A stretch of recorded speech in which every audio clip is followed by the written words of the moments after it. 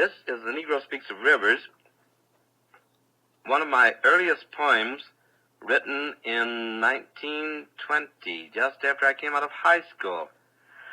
The way this poem came to be written was that I was going to Mexico to visit my father, who lived in Mexico City, and on the train going across the Mississippi River, just outside St. Louis, I looked out the window and I saw this great muddy river flowing down toward the heart of the South, and I began to think about what this river meant to the Negro people, how, in a sense, our history was linked to this river, how in slavery time my grandmother told me that to be sold down the Mississippi was one of the worst things that could happen to a Negro slave.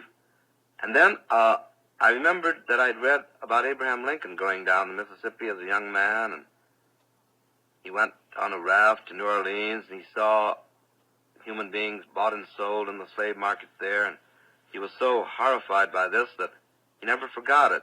And many years later, of course, we know that it was Lincoln who signed the Emancipation Proclamation.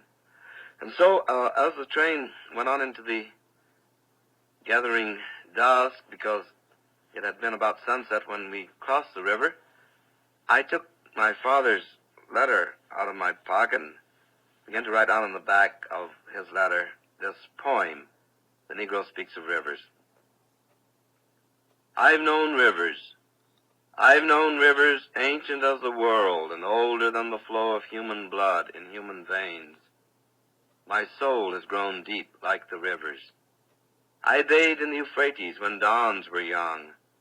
I built my hut near the Congo, and it lulled me to sleep. I looked upon the Nile and raised the pyramids above it. I heard the singing of the Mississippi when Abe Lincoln went down to New Orleans, and I've seen its muddy bosom turn all golden in the sunset. I've known rivers, ancient, dusky rivers. My soul has grown deep like the rivers.